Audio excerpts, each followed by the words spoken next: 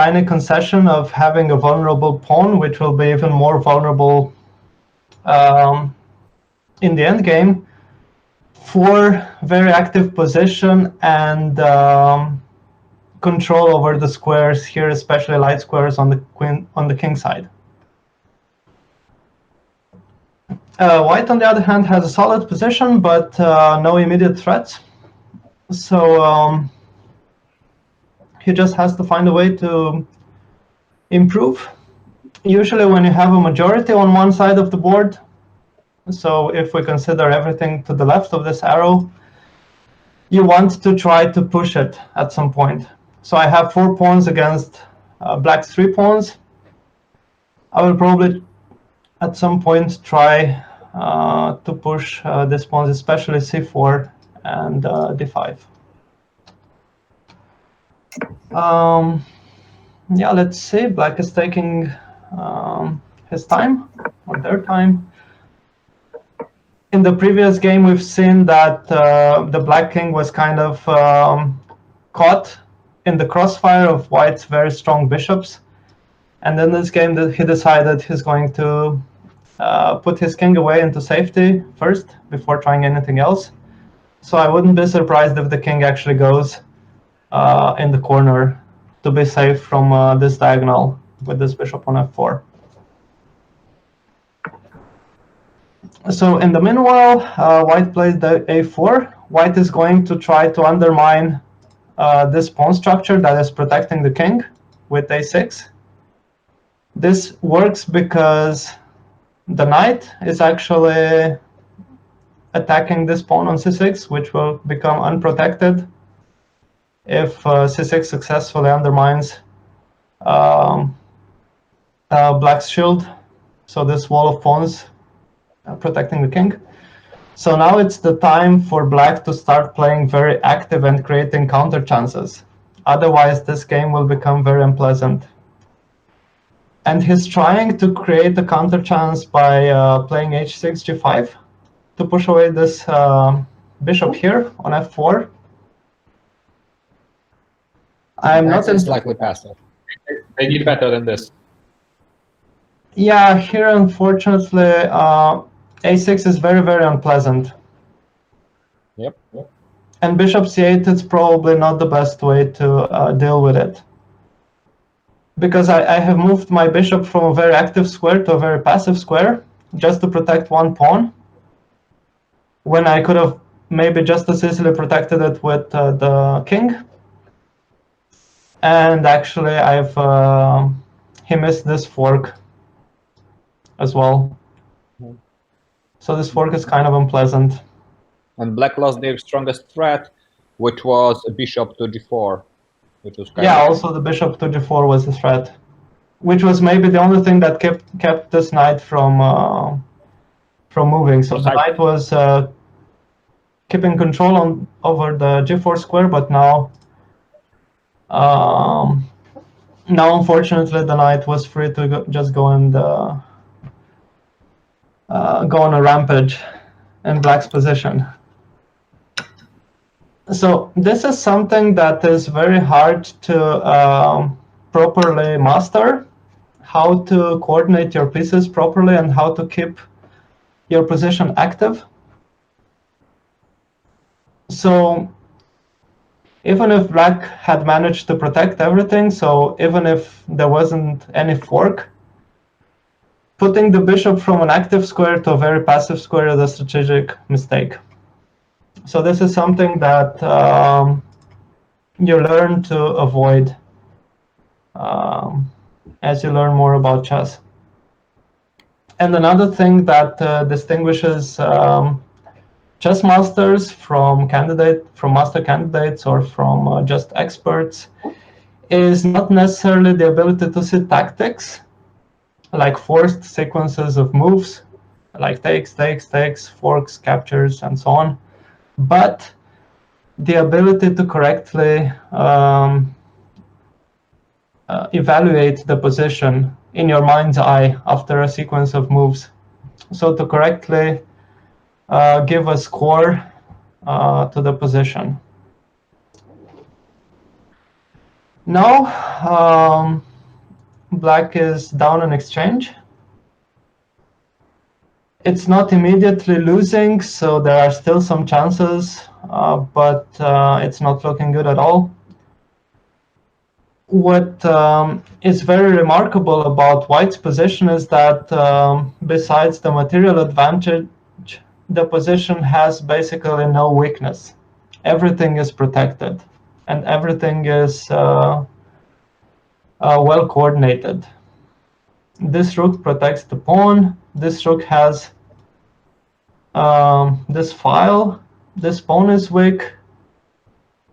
The queen and the bishop are also centrally placed. Black still has this very passive bishop and no real threats.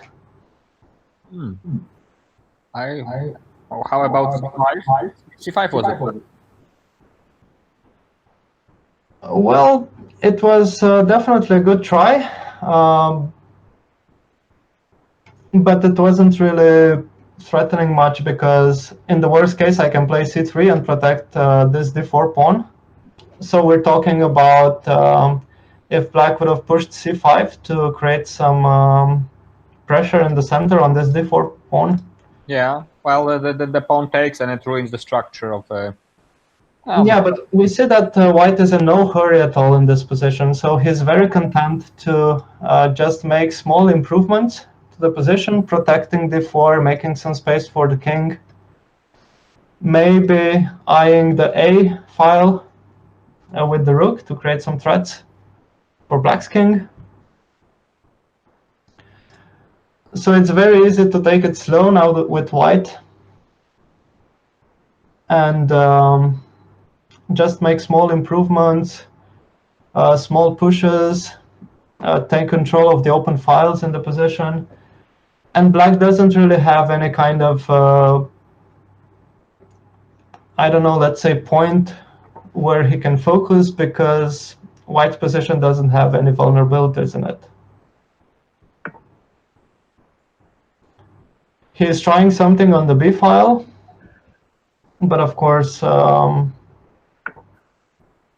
there isn't really enough material on the board to create anything meaningful on this on this file.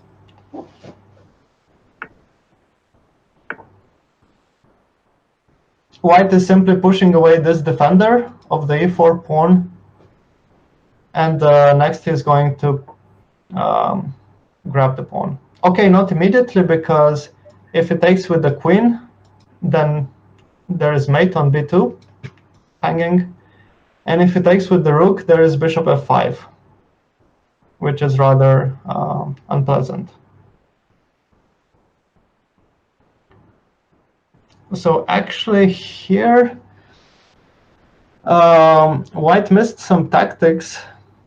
So there is a fork being threatened on e3, apart from these threats that I just mentioned before. So of course there's nothing critical and nothing that puts him in any real danger, but white probably has to give the bishop for the knight, which was not the plan, I suspect. And it connects the black pawns, so suddenly they become rather strong. Yeah, it connects the black pawns, and of course the position is still winning, but you have to always keep in mind this potential tactics on the queen side, so it's a little bit annoying.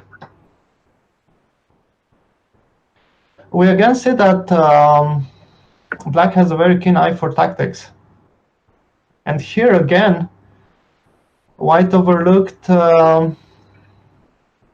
this move, bishop a6, threatening bishop d3 to pin the queen, so to win the white queen, and also threatening this rook on f1. And at the same time, this rook on f4 is being threatened by the queen. So this is actually becoming very unclear, if not better for black already. I'd say it's way better for black at this point. White is in defense, everything is hanging. Yeah, I mean, probably I can just move away the king and give you back the exchange Yeah, and but still be fine in the end, but it's very unpleasant, and it's also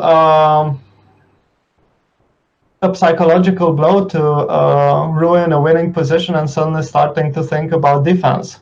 So it's not so easy to switch from attacking mode to defending mode, which might be an issue. But of course, he's very experienced, so he will probably realize what's happening and enter some kind of damage control mode here. But yeah, it's better for black, definitely. It's not winning for black yet, but it's definitely better. Queen a4, that's a nice move. Avoids the pin. Unfortunately, it's unavoidable to lose the exchange. you lose the exchange, and then the pawn falls, and you have a free pawn on g-file. So yeah, but you have to mind this check on c6, so you can't really move your queen away to grab the pawn. But here it's interesting because bishop d3 is a strong move. If the king moves on c1, then the pin will prevent white from recapturing on f1 with the rook. And if the king moves on a1, there are some threats of maybe asking some questions about the queen on a4. But okay, after this sequence of moves, it's no longer possible. What we have here is more or less an equal endgame. I mean, this pawn is not cannot be captured because of check on c6. This pawn is rather vulnerable, and white is also vulnerable on the b file. b4 is indeed the best try, and now black made a mistake in my opinion with queen b5, because white has the better rook endgame. Marginally better, but still better, because these pawns are vulnerable. And my king is quite close to keep in check your potential passer on e4.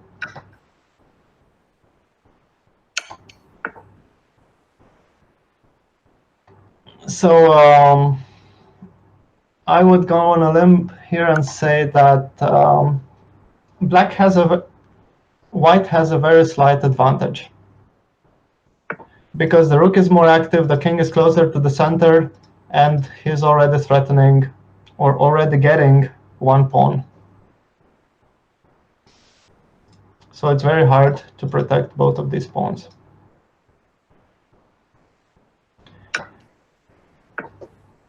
And here black has to start thinking about finding an active position for the rook. The best position will be behind this pawn, but it's not so easy to get there. So in front of the pawn is also fine in the sense that it prevents the pawn from promoting, but it's a passive place for the rook. If the rook is behind the pawn, it can give checks to the white king. It can support the black king from coming towards the pawn or towards white's pawns. But the rook on h8 is not just doing nothing but blocking the pawn. So the rook should be behind, not in front of the pawn in a rook endgame. That's a very important principle.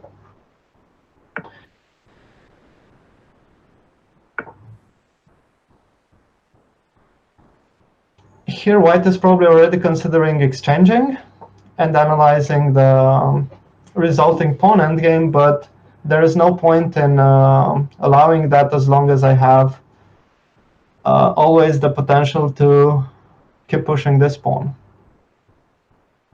It's a little bit tricky here because these pawns are blocked, like they are locked in this configuration, and white's king cannot easily go around to create additional threats. But here, White correctly saw that the best place for the rook is on e5. Behind, you see what I mentioned before, this principle, getting behind the enemy's pawn, and allowing the king to go and support the pawn for promoting. Another clever thing about placing the rook on e5 is that it just cuts the black king away, never allowing the king to go back and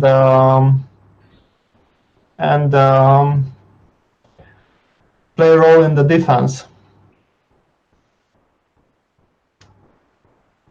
So here it's rather straightforward. White will push the pawn, then will maneuver the rook to avoid checks from black, and then promote. But unfortunately, I think White should not have placed the king on h8, because now the king is cut as well. So you see, it's very important in rook end games to cut the enemy king, to provide some kind of barrier that doesn't allow the king to cross. And here the problem with White's plan is this pawn on e3. Normally, I just want to go here with my rook, but the problem now is that I have to also keep this pawn on e2 in check. So now black can potentially just push e2, and if white takes, black promotes queen, and then there is a very good chance that he will be able to just keep giving checks. Okay, black decides to go for this, but he didn't take the pawn on c3. The problem now is that white has two pawns, obviously, and black has just one pawn. And now black overlooked this counter check and is losing the pawn endgame. So in the end, I believe black had the draw in hand, but with seconds left on the clock, it was not so easy to find. But a very interesting and very hard-fought game where the result was in question until the very end, even though white had the advantage for most of the time.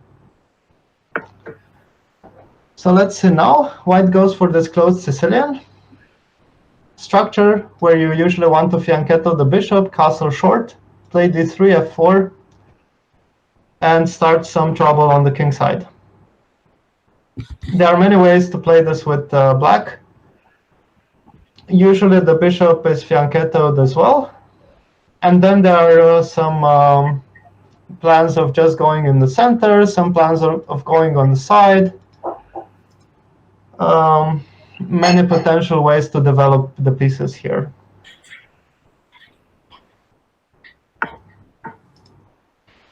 Knight g3, this is an interesting move. Normally what we advise beginners is to not move many times from the same piece in the opening. So the knight here is kind of not well placed because it doesn't have any squares where it can go unless it wants to go back. White plays bishop c4, and the idea now is to maneuver this knight g3, f1, e3 to d5. But of course, this has cost white a lot of time. So it costs white many tempi. So a tempo, plural tempi, is a term used in chess to kind of describe how much time, how many moves it takes to accomplish something. So of course, tempi are very important in chess in general, depending, of course, on the position. Some positions are slow and very strategical, and you can afford to just maneuver back and forth, while some positions require decisive action, where even one lost tempo means the difference between a win or a loss. Okay. So so far we've seen rather normal developing moves.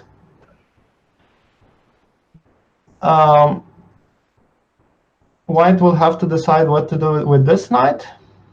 At the same time, this pawn on h4 is kind of not on a stable position because it's being threatened by the queen, so I cannot castle short, for example, because then the rook will not protect the pawn anymore.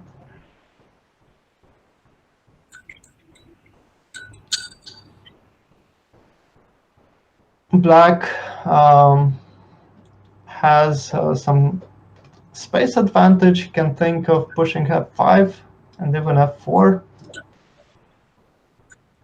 So let's see how Maciej decides to play here. There are many plans for black.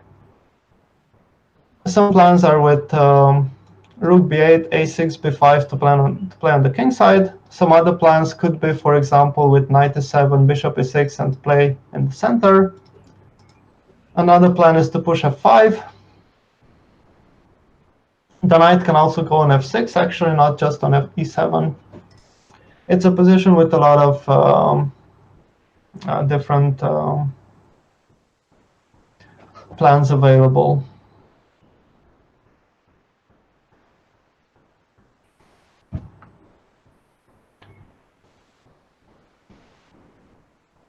So no wonder black is taking a few minutes to decide what's the best plan here.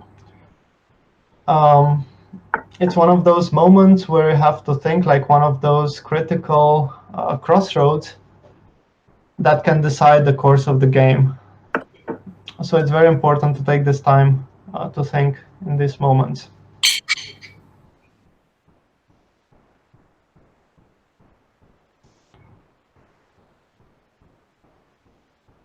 I would guess here that black will eventually castle short and white will eventually castle long. And this will create some dynamics and some attacking chances for each side, white on the king side and black on the queen side.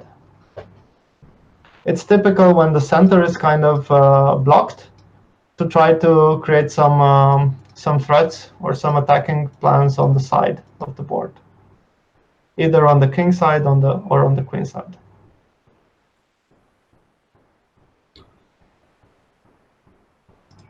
So a4 is a good move, obviously, because it prevents b5.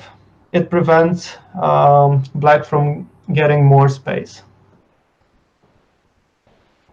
And black decides to go with f5. Now, the problem with this move after knight e7 is that you can't really castle short anymore.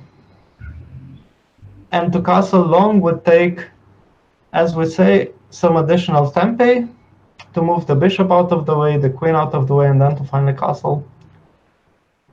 So it's not so clear.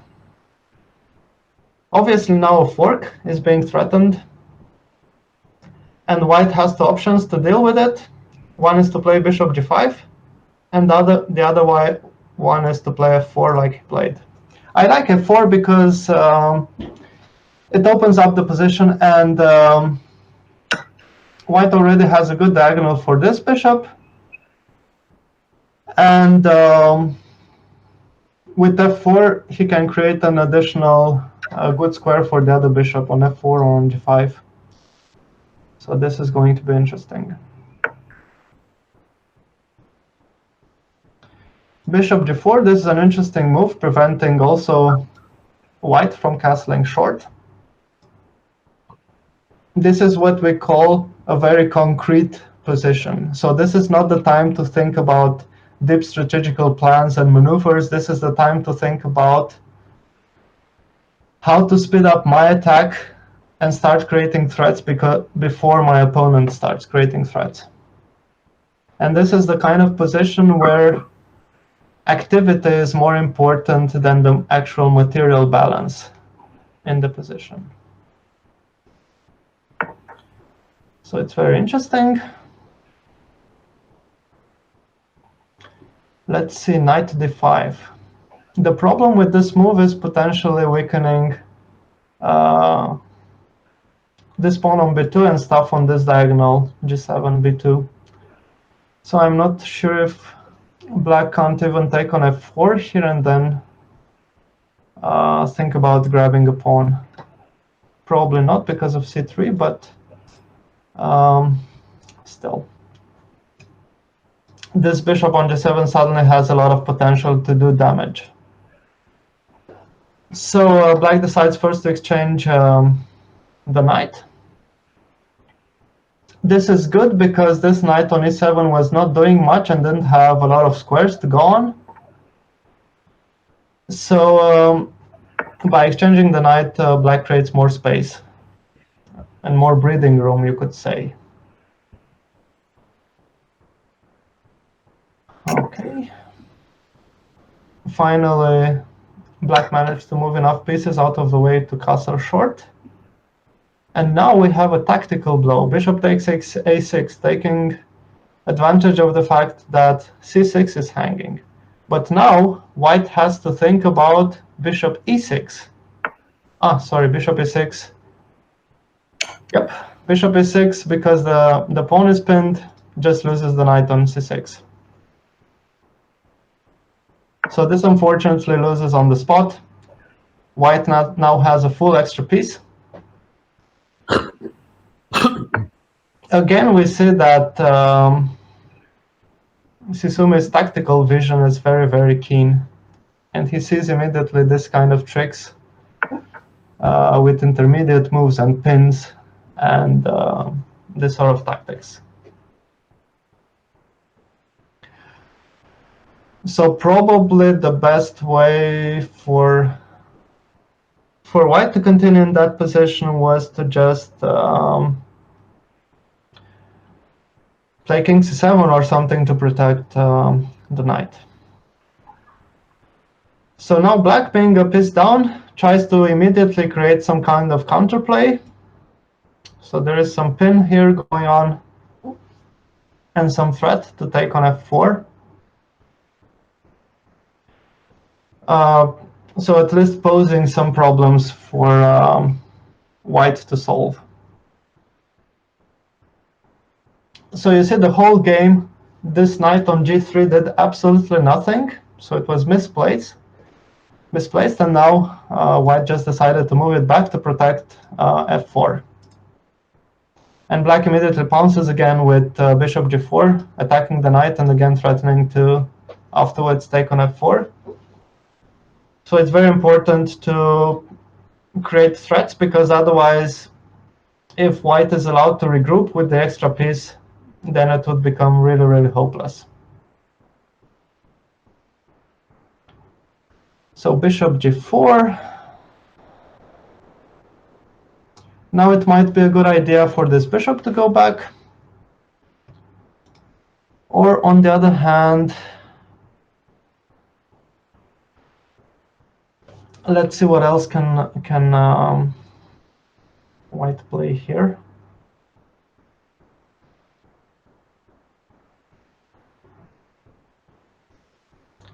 It's a little bit unclear, because it doesn't seem like white can castle short or long, because h4 is hanging, or if I would castle long, the king would be on c1, exposed on this diagonal. So because of that, like I said, white just decides to push the bishop back, protect e4. I'm going to lose the f4 pawn, but in order to take it, black has to accept another exchange, the bishop for the knight. And every exchange is to the advantage of the part of the side that has an extra piece, so white in this case. Rook f1, putting more pressure on f4, is a good move. So again, trying to create threats. And white decides to go for black's king. So the plan is to go a5, a6, open this file for the rook, and then probably try to give mate to the king. ef4, protected by rook and bishop, so white has no choice but to go back. Probably bishop d2 to keep this bishop in check. But also bishop f2 has some merit because it protects h4, potentially allowing at some point this rook to move somewhere, or even castle. So right now, actually, the pawns are equal. So white just needs to keep calm and defending exactly with precise moves, and then it should be easy to convert this win. Black will probably try f3 here, so always going and exploiting these bishops and the rook on the f file, and trying to swindle basically to create more and more threats.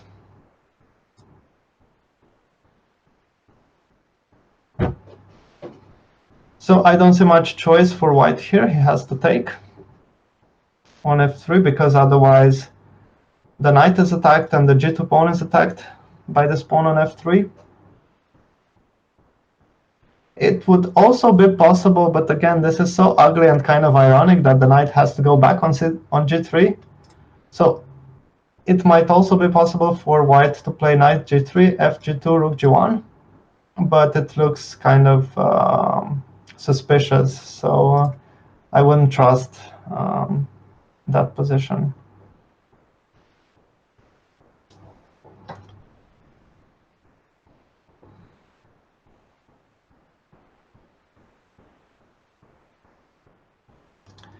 Another interesting alternative would have been, I guess, to just ignore this f3 threat and push a6 immediately, because f takes e2 is not really dangerous for white, and I'm just I'm managing to open up the queen side, so black's king. But okay, let's see f takes g3. Now black is taking some time, probably deciding between rook takes f3 and bishop takes f3. Bishop takes f3 has the advantage of threatening bishop takes e4 afterwards. Rook takes f3 has the advantage of having threats, so attacking white's bishops.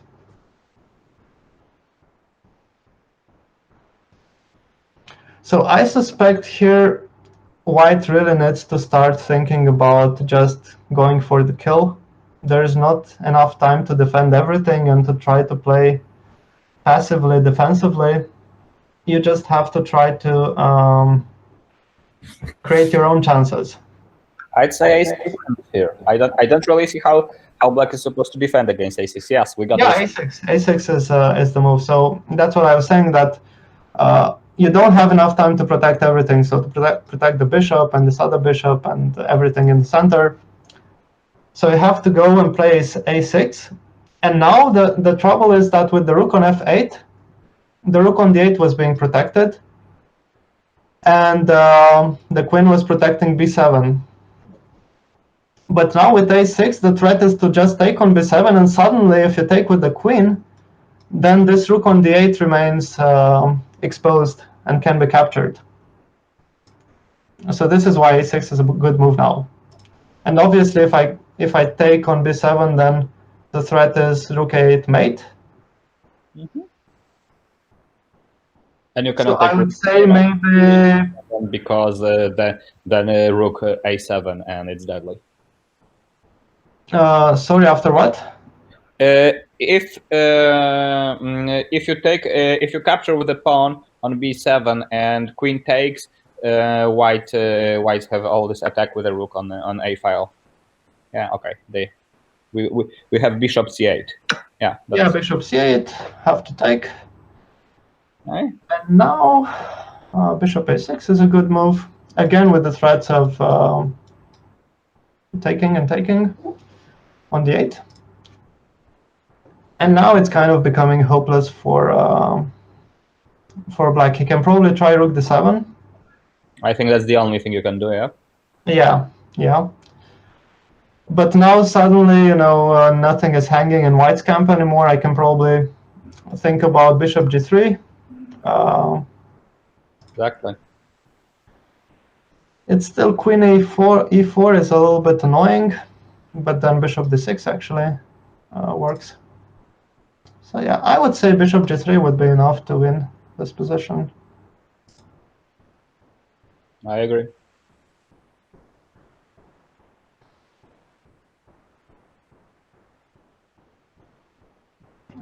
So white has 40 seconds left. And rook a3, that is a move that I don't understand. No, this makes no sense whatsoever. He may be thinking he has double enough rook. time to double, but the rook's on the a file, but it takes so much time that... Yeah, that's weak. And now queen b1 mate. Yeah. Queen b1, knight c1. It's not immediately mate, but it's... It's with those two rooks on seventh line. That's that. Yeah. So unfortunately, and this is kind of what's so difficult in chess sometimes, that it's so easy to lose even when you think you're winning. It's really hard to handle. Okay, another blunder. Rook e7. Rook e7, missing the fact that white had this discovered check. Okay, what's going on here? White started chasing black's king all over the board. I suspect there was a mate here somewhere. Now there's a mate in one. Oh no, actually. It's not mate. Huh, and now, finally... Yeah, now here's a mate. Oops. Okay, so they kind of managed to avoid mating each other, and okay, that's a very strange move. I was going to say,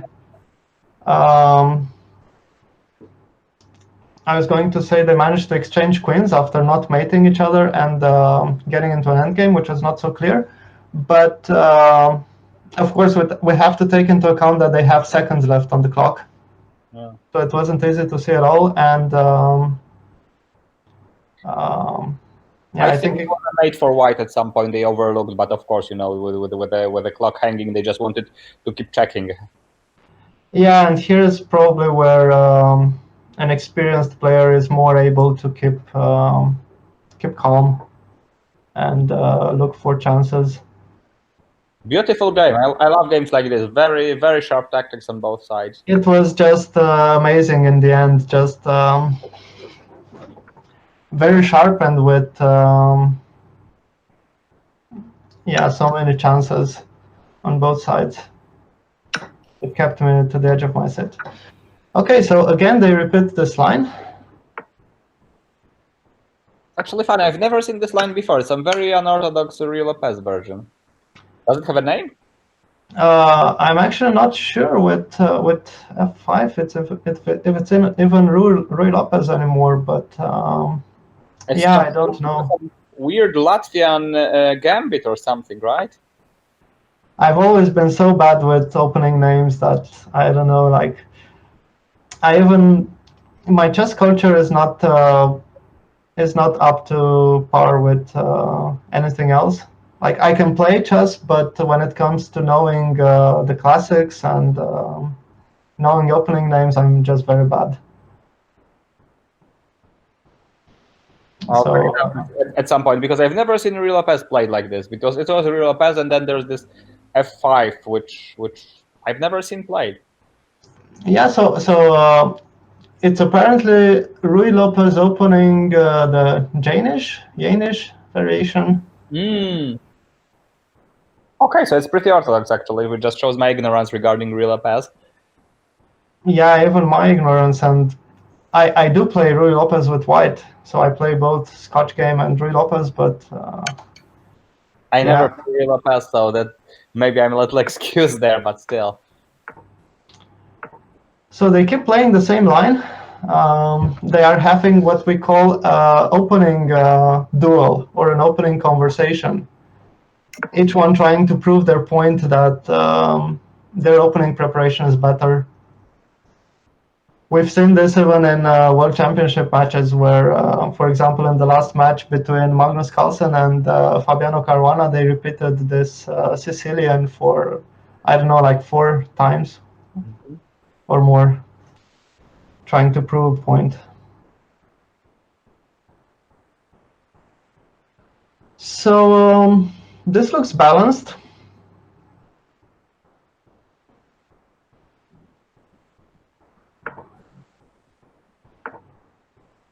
Obviously, defending e5, you know, blacks need to keep f7 protected. Well, not anymore, but it was very crucial for them. Yeah, so we've seen in the last game that at some point white had this very unpleasant fork. And then black was playing an exchange down and was mostly losing, but miraculously managed to come back into the game in the end game with that rook end game where unfortunately the white king on h8 was very bad. And that could have been a draw, or should have been a draw, if not for the final blunder from black. Maciej is extremely good at time management, and so most of the game end up with his opponent being in a very bad time crunch and starting to make lots of mistakes, and Maciej wins easily. But of course, this is a part of being a good chess player, to be able to manage your time properly.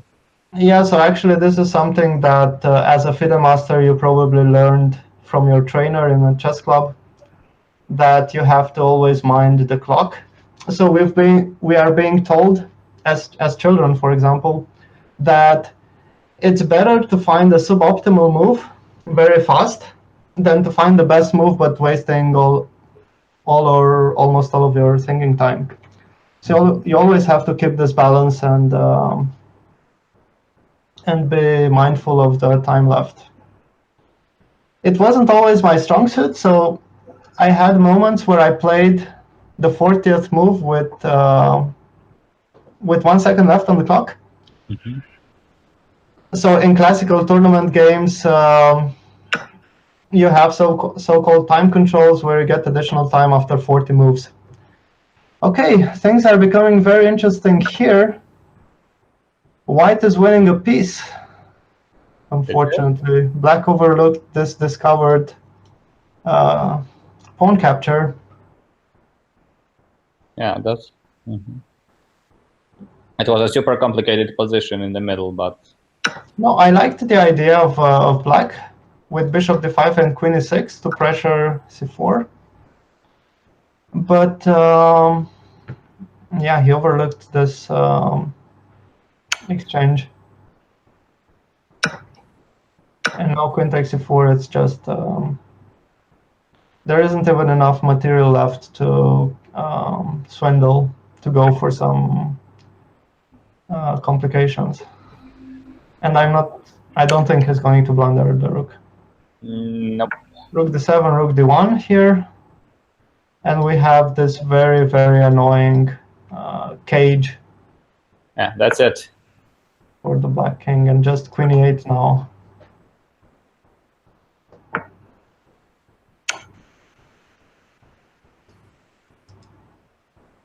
So I'm guessing white won the theoretical duel in this opening, in the Rui Lopez Janish variation.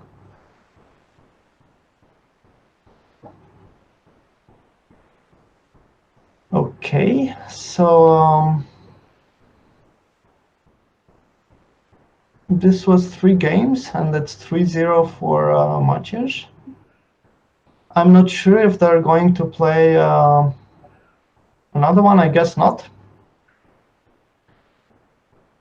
So we've seen one game that could have been easily a draw, one game that Sisume should have won, that he played really, really well after Maciej blundered the knight on c6.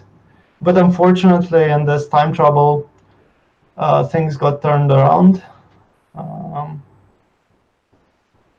quite suddenly, I would say. And then this final game was just an opening blunder. So let's see again what happened.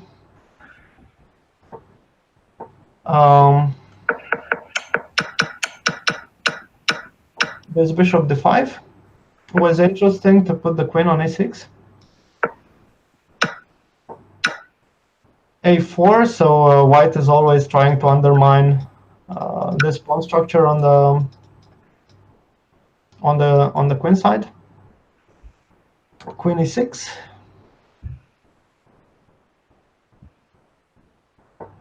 a5. The bishop is protected by the knight and the queen, so it's no danger. And here was the trap. So the trap was that black took on e5, white took on d5, so this is an intermediate move.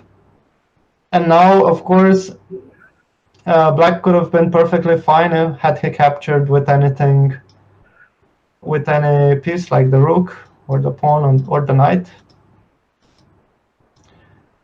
But capturing with the queen exposed then the queen to this discovered attack and lost the knight on f6. Yeah, so just taking with the queen was a blunder. Yeah, that was the blunder. It was holding otherwise, I think. Yeah, not just holding, just a perfectly normal game. Maybe better for white a little bit because the bishop is very strong. But yeah, it would have been a normal game. Well, Maciej with us, so congratulations to the champion. Yes, congratulations to Maciej, and he's saying in the chat that he was very lucky in the second game. So that was yeah, quite a swindle there, turning around a very, very lost position. It was actually, I suspect, before white chased the black king away on the other side, there was a mate there somewhere with more careful play. Yeah, he missed But a of knight, course- right? So we have both. We have Maciej and Alexander both in the call now. Alexander, could you please unmute yourself? Yeah. I think Okay. in that And position maybe I can camera, take if you it could. now. Yeah, and it's Yeah. Congratulations to both of you, but you both, put out an amazing fight. So I'm quite impressed. yeah, but second game was really, really strange. Yeah, in the first game also, I think the end game could have been a draw after the king was on h8, cut. So when he played e2, it was probably... Yeah, probably it should be a draw, but I had a little advantage, so I tried, and it was winning earlier, definitely. And with the exchange up after knight f7 and all that stuff. yeah. But yeah, it was my the fault second because game. I had so huge advantage, and I was sure that I can win so easy, and yeah.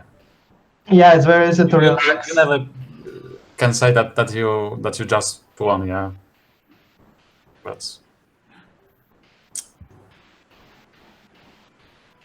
Okay, so I think this was really a very interesting match, and thank you also for the commentators. This has been all very professional, and It yeah. was a very exciting final, and both players played really well and really very tactical moves and lots of traps. So yeah, the result doesn't necessarily reflect how well Sisume played and the chances he had in the games.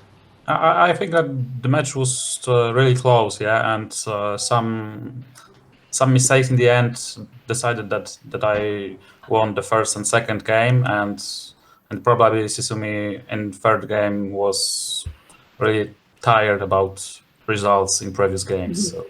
Right. I was a bit unsatisfied with the second game. I thought that I will mate in the end. Yeah, there probably was a mate there. You missed Yeah, a murder, I think. Queen C6, Rook A8. Yeah, it's a big difference between 1-1 and 2-0, and Yeah. But congratulations, it was extremely interesting and entertaining. Mhm. Can I see the commentary, or did you record it or something? No, it'll be on YouTube, I guess. Okay. Right. Yes, we have it all on our stream on YouTube. Yes.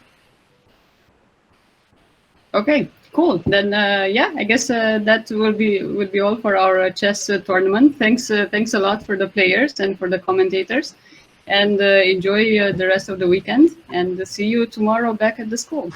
Okay. Thank you, everyone. See you. Thank you. Bye bye. Thank you.